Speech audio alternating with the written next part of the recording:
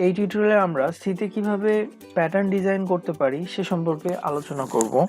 তো C program ব্যবহার করে আমরা অনেক সুন্দর সুন্দর প্যাটার্ন ডিজাইন করতে পারি। ফর এক্সাম্পল, এখানে আমরা যদি দেখি যে এই যে আমাদের প্যাটার্নগুলো, এই যে প্যাটার্ন, পিরামিড প্যাটার্ন, আবার কোনোটা হাফ পিরামিড প্যাটার্ন, আমরা এই ডিজাইনগুলোকে সি প্রোগ্রাম ব্যবহার করে করতে পারি, অনেক সহজেই করতে পারি আমরা। তো আমরা এখন যেটা দেখব সেটা হলো শুধুমাত্র হাফ পিরামিড আমরা কিভাবে ডিজাইন করতে পারি। তো এইটা আমরা এরকম একটা হাফ পিরামিড কিভাবে ডিজাইন করতে পারি সি প্রোগ্রাম ব্যবহার করে আমরা সেটা সম্পর্কে দেখব। তো আমরা প্রথমে আমাদের হেডার ফাইলটা ইনক্লুড করে নিই।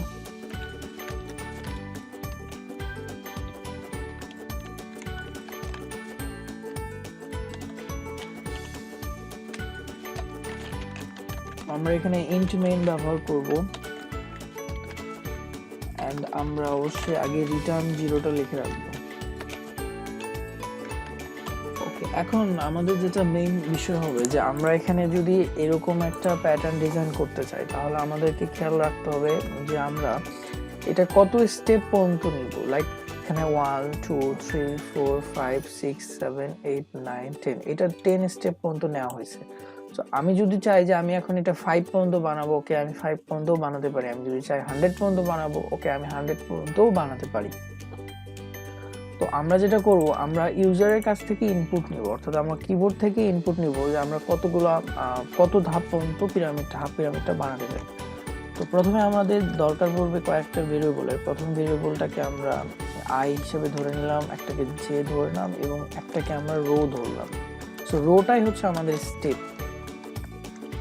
এখন আমি যেটা করব যে আমি যদি একটা প্রিন্ট স্টেটমেন্ট লিখি ভিতরে যে enter the row number,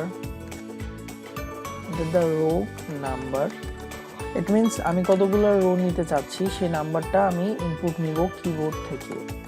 দেন আমি এখন scanf ব্যবহার করব, scanf।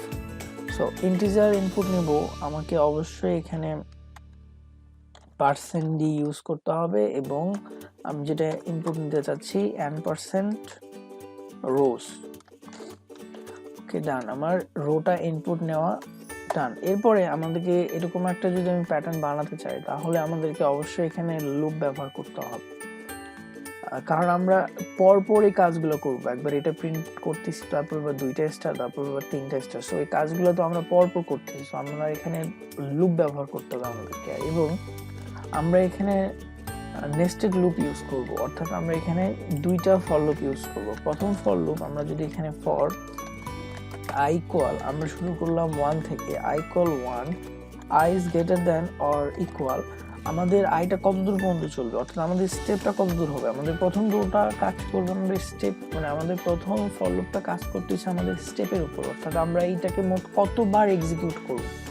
তো এখানে আমরা এটাকে ততবার এক্সিকিউট করব যতবার আমাদের রো এর মানটা হবে, অর্থাৎ রো এর মান যদি 5 হয় তাহলে এই পুরোটা 5 বার এক্সিকিউট করা হবে, যদি 10 হয় তাহলে অবভিয়াসলি 10 বার এক্সিকিউট করা হবে। এন্ড দেন আমরা যেটা করব i++ লিখলাম, অর্থাৎ এটা লুপটাকে আমি চালু করে দিলাম। এরপরে এই লুপের ভিতরে আমরা আরেকটা ফর লুপ লিখবো যেটা আমাদের এখন আলটিমেটলি প্রিন্টের কাজটা করবে, অর্থাৎ যখন এক্সিকিউট হবে তখন প্রত্যেকবার প্রিন্ট করবে। আমরা এটাকে যে হিসেবে ধরলাম এবং যেটা শুরু হবে কত থেকে সেটা আমাদেরকে এখন খেয়াল করতে হবে, যে যেটা আমি শুরু করব কত থেকে এবং যের মানটা আমি শেষ করব কততে গিয়ে। তো জের মানটাও আলটিমেটলি আমি শুরু করব 1 থেকে এবং জের মানটা আমি শেষ করব কোথা থেকে এটা আমাদেরকে খেয়াল রাখতে হবে। জের মানটা আমি শেষ করব i এ গিয়ে, অর্থাৎ এখানে i এর মান যত দূর পর্যন্ত যাবে, স্টেপের মান শেষ পর্যন্ত যাবে, ততক্ষণ পর্যন্ত এই লুপটাও এক্সিকিউট হবে। যখন এটা 5 বার যদি স্টেপ থাকে তাহলে এই লুপটাও, সেকেন্ড লুপটাও 5 বারই যাবে। অবভিয়াসলি যদি আমার এটা এবং এইটা দুটো লুপের ভিতর যদি কম্বিনেশন ঠিক না থাকে তাহলে অবভিয়াসলি আমি এরকম একটা প্যাটার্ন কখনোই ডিজাইন করতে পারবো না। তো আমি এখন এটাকে 5 পর্যন্ত এক্সিকিউট করলাম, এরপরে আমি এটাকেও, অর্থাৎ 5 না, আমি এখন যতদূর পর্যন্ত এক্সিকিউট করতে চাই ততদূর পর্যন্ত এক্সিকিউট করলাম, অর্থাৎ রো এর মান পর্যন্ত। এরপরে আমি এখন যেটা করব যে আমি এখানে অবভিয়াসলি আমাকে একটা প্রিন্ট স্টেটমেন্ট লিখতে হবে। আমি এখানে কি প্রিন্ট করতে চাচ্ছি, আমরা এখানে প্রথমত যেটা করব সেটা হচ্ছে স্টার, শুধু স্টার। সো আমি এখন এর ভিতরে রাখতেছি স্টারকে। আমি যখন এর ভিতরে স্টারকে দিচ্ছি, অর্থাৎ ও যখন প্রিন্ট করার সময়, অর্থাৎ এই লুপটা যখন এই লুপ থেকে এই লুপের ভিতর আসবে, এরপরে যখন প্রিন্ট করবে, প্রথমবার প্রিন্ট করবে, তখন প্রথমবার সে একটা আই প্রিন্ট করবে, একবার প্রিন্ট করবে, সরি প্রথমবার সে একটা স্টার প্রিন্ট করবে, স্টার। এরপরে যেটা আমাকে করতে হবে সেটা হলো যে যখন এটা সে প্রিন্ট করবে এবং প্রিন্ট করার পরে এটা হচ্ছে তার যতবার মান থাকবে ততবার সে এটা মানটাই প্রিন্ট করবে। যখন তার আয়ের মানটা 1 হবে তখন অবভিয়াসলি এখানে একবার প্রিন্ট করবে, কারণ এটা বলাই হচ্ছে যে এটা সর্বোচ্চ আয়ের মান পর্যন্ত যাবে, তো আয়ের মানটা 1, তাহলে সেক্ষেত্রে সে একবার প্রিন্ট করবে, দেন আবার উপরে চলে যাবে। এরপরে যখন দেখবে এখানে আয়ের মান 2, তাহলে সে কি করবে যে আয়ের মান 2 পাওয়ার পরে সে এখানে 2টা প্রিন্ট করবে, দেন সে এখানে 2টা স্টার প্রিন্ট করবে। কিন্তু এখন আমাদেরকে যেটা মাথায় রাখতে হবে যে আমাদের যখন এক একটা লাইন প্রিন্ট করবে, এই লাইনটা প্রিন্ট করার পর তো অবশ্যই একটা করে আমাদেরকে ফাঁকা লাইন দিতে হবে। তো আমি যদি কোনো একটা ফাঁকা প্রিন্ট করতে চাই তাহলে আমাকে এই লুপটার বাইরে আসতে হবে এবং এখানে আসার পরে আমাকে একটা সিম্পল প্রিন্ট স্টেটমেন্ট আমি যদি লিখি যে প্রিন্টএফ, আমাকে এখানে একটা নিউ লাইন প্রিন্ট করতে হবে, জাস্ট সিম্পল একটা নিউ লাইন। তো সেক্ষেত্রে আমি একটা দেওয়া হয়ে গেল, অর্থাৎ বেসিক্যালি এই কাজটা করবে যখন আমার একবার সেই স্টারটা প্রিন্ট করবে, অর্থাৎ আমার আয়ের মানটা 1, সো সে একবার স্টারটা প্রিন্ট করবে, প্রিন্ট করার পর সে কি করবে নিচে আসার পর একটা নিউ লাইন দিয়ে দিবে, অর্থাৎ ওই লাইনে আর কোনো কিছু প্রিন্ট করবে না। এবার সে নিচের লাইনে যখন 2 মানটা পাবে সে অবশ্যই 2বার স্টার প্রিন্ট করবে, দেন ওই লাইনটাতে আবার ওই লাইনটাতে আর কোনো কাজ করবে না, নিচের লাইনে চলে আসবে। সো এইভাবে সে একের পর এক স্টেপ বাই স্টেপ এক্সিকিউট হবে।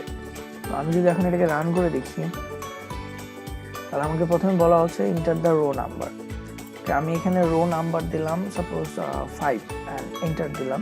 এখানে আমি যদি আমার আউটপুটটাকে খেয়াল করি, এখানে প্রথমবার আমার একটা স্টার প্রিন্ট হলো, দ্বিতীয়বার 2টা, তৃতীয়বার 3টা এবং মোট এইভাবে 5টা ঘরে মোট সবকটা প্রিন্ট হয়েছে এবং প্রথমবার 1 2 3 এইভাবে 5 প্রিন্ট করে দিল সে। তো আমি যদি এখন চাই যে আমি এটাকে আবার রান করি, ওকে আমি এবার চাচ্ছি যে আমি এবার 20 দিলাম ইনপুট, সেক্ষেত্রে কি হবে?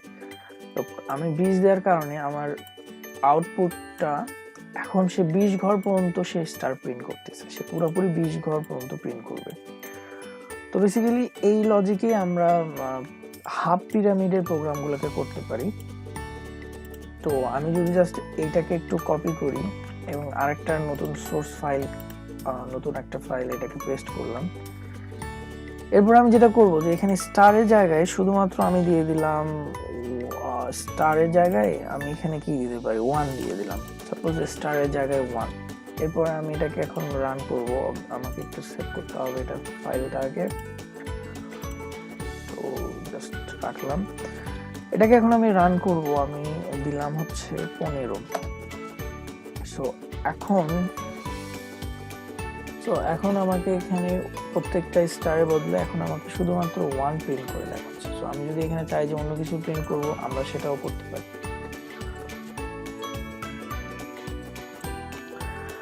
ওকে, এখন যদি আমরা চাই যে আমরা এই মানগুলোকে একটু অন্যভাবে প্রিন্ট করে দেখব, 1 যেভাবে ঠিক 1 2 2 3 3 বা এইভাবে যদি আমরা প্রিন্ট করে দেখতে চাই, তাহলে আমার যেটা করতে হবে যে আমরা এখানে প্রথমে %d ইন্টিজার নাম্বার, দেন আমি যেটা করব যে এখানে আমি যে এর ভ্যালুগুলোকে প্রিন্ট করে দেবো। তো আমি যদি এখন এটাকে রান করে দেখি তাহলে আমাদের আউটপুটটা আমি এখানে 5 পর্যন্ত দিলাম।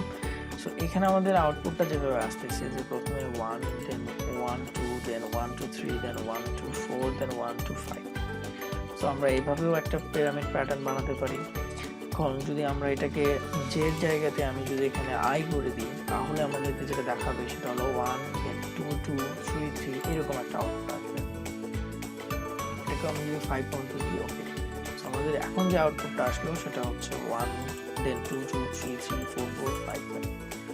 সো এইভাবে আমরা একটা হাফ পিরামিড প্যাটার্ন ডিজাইন করতে পারি এবং নেক্সট টিউটোরিয়ালে আমরা ফুল পিরামিড কিভাবে প্যাটার্ন ডিজাইন করতে পারি সি প্রোগ্রাম দিয়ে আমরা সেটাতে সম্পর্কে আলোচনা করব।